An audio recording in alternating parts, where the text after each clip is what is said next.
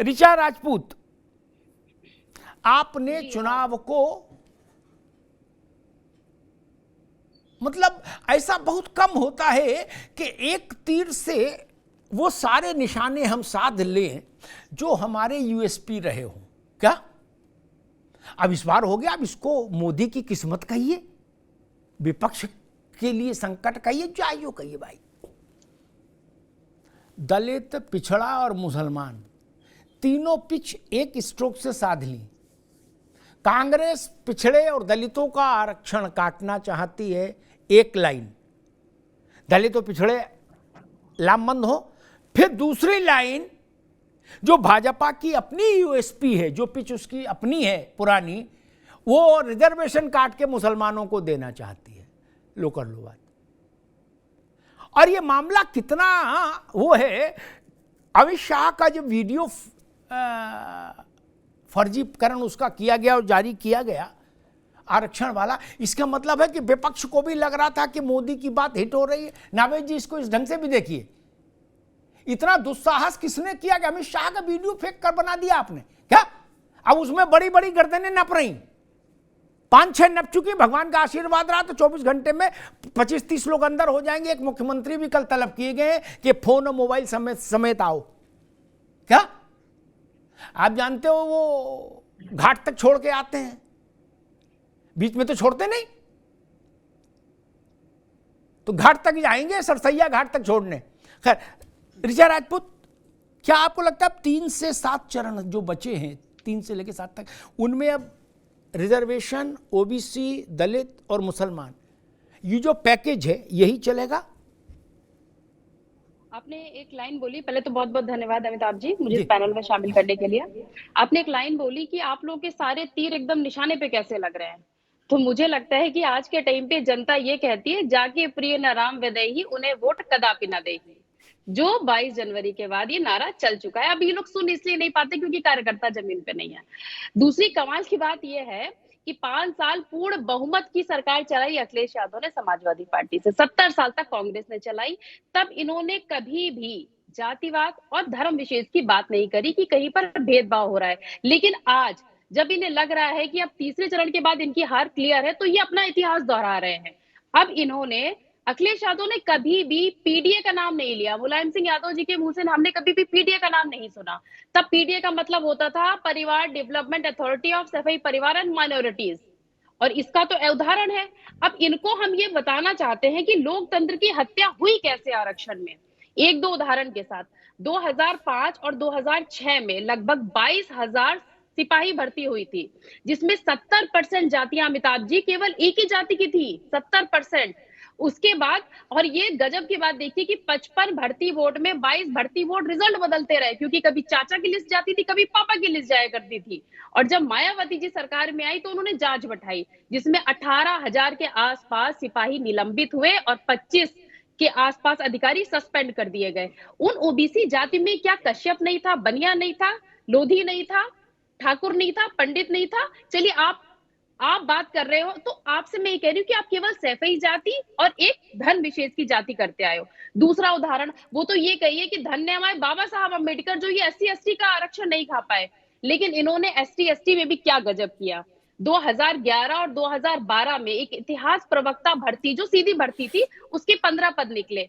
और कमाल की बात देखिए कि केवल 7 पद भरे गए, और वो भी यादव जाति के। इसका मतलब, और जो SC/ST थे वो छोड़ दिए गए, मतलब खा गए, भाड़ में जाओ, कोई मतलब नहीं है। आप लोगों ने तो आरक्षण के नाम पे जो किया है ना, अगर उसका इतिहास अगर अमिताभ जी भी निकाल देना, वो तो मुझे लगता है कि जब मेरे बोलने की बारी से पहले सारे पक्ष वो रख चुके होते हैं एकदम क्लियर। अब थोड़ा अखिलेश यादव जी का हाथ पकड़ा देते हैं स्टालिन जी के हाथ में, और पहुंचते हैं तमिलनाडु में, क्योंकि मंच तो अखिलेश यादव साझा करते हैं ना उनके साथ, और वो तो खुलेआम हिंदुत्व को गाली देते हैं, सनातन को गाली देते हैं। अब आइए कांग्रेस पे। कांग्रेस कहती है कि जात पे ना पात पे मुहर लगेगी हाथ पे, यही तो नारा था इनका। आज खुलेआम कहते अब तो हम जातिगत वो कराएंगे, गणना कराएंगे। जातिगत गणना किसकी कराएंगे? आप एक एक्सरे लेके घूम रहे हैं। देखिए, मैं एक डॉक्टर भी हूं, तो जब एक एक्सरे मशीन काम करती है तो वो तो कोई धर्म विशेष देखती नहीं, सबका एक्सरे करती है बराबर। लेकिन आपने तो 1995 में जिस वक्फ बोर्ड को असीमित ताकत दी है, वो तो अगर आज ये कह दी कि राष्ट्रीय भवन मेरा है, राष्ट्रपति भवन, तब तो आपको फिर तो बड़ा दरवाजे खटखटाने पड़ेंगे इधर-उधर के। तो आप मुझे ये बताइए कि आप जब अपना मैनिफेस्टो लेके आते हैं और ये कहते हैं कि हम सारी जातियों को बराबर कर रहे हैं, तो उसमें वो लोग क्यों नहीं आ रहे हैं, जो वक्फ बोर्ड के एक आयोग से जुड़े हुए हैं? आपने तमिलनाडु में, कर्नाटक में इसका उदाहरण प्रस्तुत भी कर दिया है। मतलब आप गजब देखिए कि कर्नाटक में टोटल 32% आरक्षण, 32 में से इन्होंने कमाल क्या किया कि ओबीसी का आरक्षण खाएँ कैसे? तो इन्होंने 37 जातियाँ जो मुस्लिम की थी, उसको ओबीसी जाति बना दिया और टोटल 32 का 23% आरक्षण मुसलमानों को दे दिया। सेम यही काम इन्होंने तमिलनाडु में किया, 7% आरक्षण मुसलमानों को दे दिया। ठीक। तो ये जो कर रहे हैं वो नया इतिहास नहीं, ये तो अपना इतिहास दोहरा रहे हैं क्योंकि इनको अब हार दिख रही है, तो इन्हें लग रहा है कि जो कम से कम 20% है, इसको हम साध लें। और ये जो हमारे प्रवक्ताओं ने 1-2 छोटी-छोटी चीजें बोली जैसे कोविशील्ड, तो भाई साहब जब एक कफ सिरप भी आप खरीदने जाते हैं ना, तो उसके पीछे भी कॉशंस लिखे होते हैं छोटे-छोटे और कॉशंस इतने होते हैं ना कि आप दवा में लास्ट में कुछ-कुछ तो दवाइयों में डेथ भी लिखते हैं रेयर केसेस में। तो आप ये सोचिए कि भारत किस तरीके से कोविड की उस महामारी से निकल के आया, जिसके ठीक। दूसरे दुनिया में उदाहरण प्रस्तुत किए गए और आप उसका मजाक बनाया करते हैं आज। ठीक है। नावेश को बड़ा देखिए, उत्तर प्रदेश की अगर बात करें तो उत्तर प्रदेश में अखिलेश यादव वहीं गठबंधन का चेहरा। यहाँ खड़गे जी और राहुल जी तो है नहीं। राहुल जी तो खुद ही लड़ेंगे, यही नहीं तय हो पा रहा। खबरें आ रही कि ना प्रियंका जी लड़ेंगी ना राहुल जी लड़ेंगे। टाटा बाय बाय खटाक। तो मसला ये है कि अखिलेश यादव ने, कोई मुझे बता रहा था, मैंने चेक नहीं किया, किसी ने बताया कि कुल 4 मुसलमानों को टिकट दिया और ये मुलायम सिंह से लेके अब तक के लोकसभा के सपा के जीवन काल में चुनाव में सबसे कम टिकट है मुसलमानों को। तब जो उनका जो एम वाई का फॉर्मूला पाए थे दो, एक एम एक वाई, वो दोनों नहीं हिल जाएंगे। यादव भी जो 5 हैं वो अपने ही हैं। नॉन फैमिली यादव भी नहीं टिकट पाया और मुसलमान भी कुल 63 में से 4 पाया।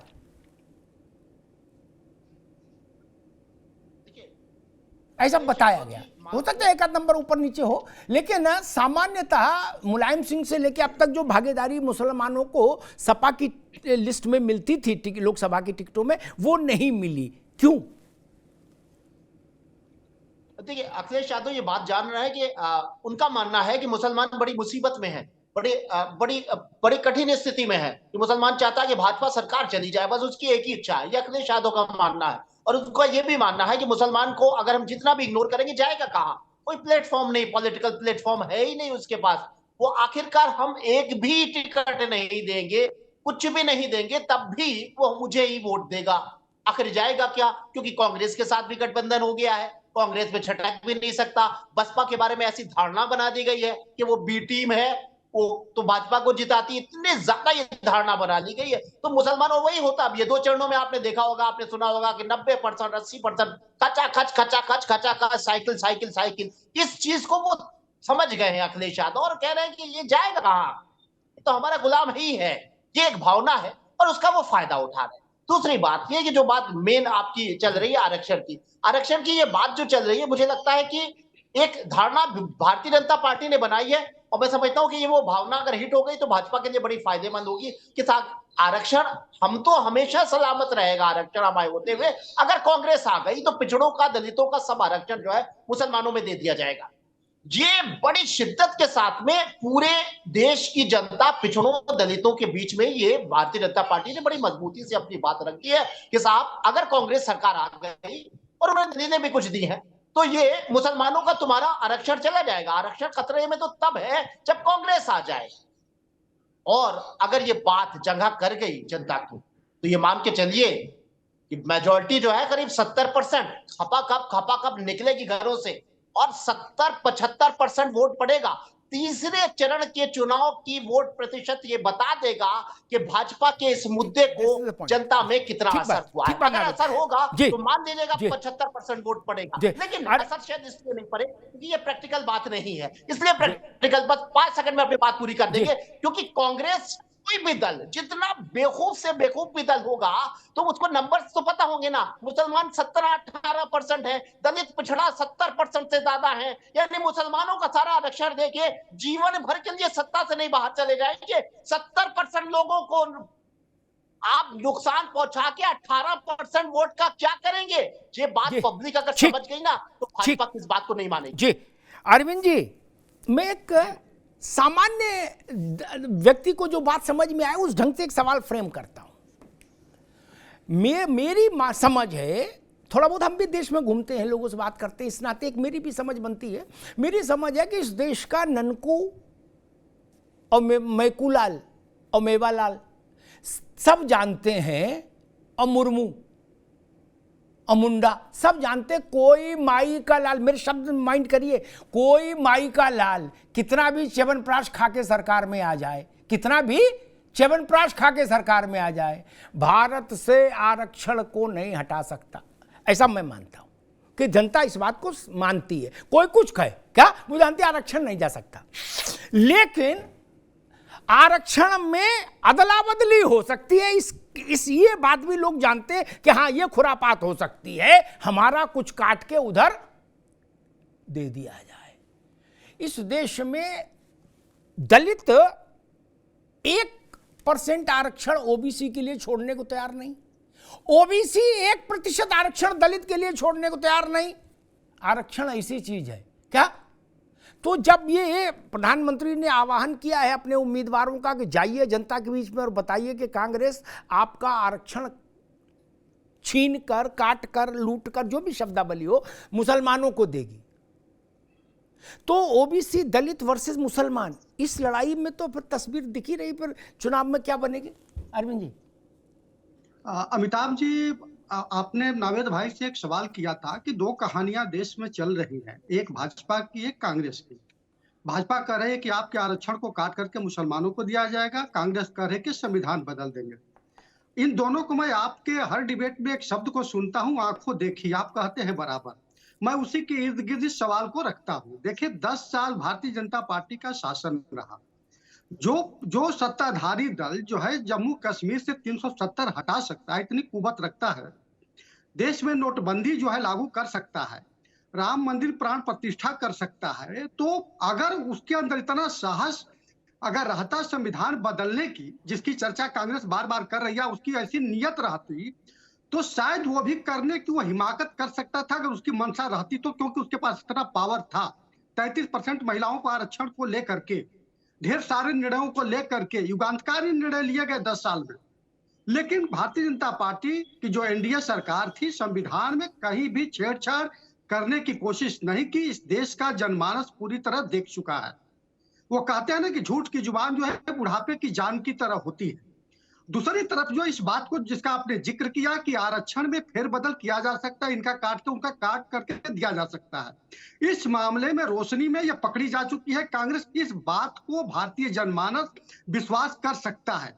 एक तो वेद प्रकाश शर्मा का उपन्यास जैसी बात कांग्रेस करती है कि वो संविधान को बदल देंगे, वो कपोल काल्पनिक बातें हैं। ये देश का हर व्यक्ति जानता है कि बाबा साहब के संविधान को बदलने की कोई हिम्मत नहीं कर सकता। हाँ, उसके कुछ प्रावधान है, उसमें फेरबदल जनहित में होते रहते हैं।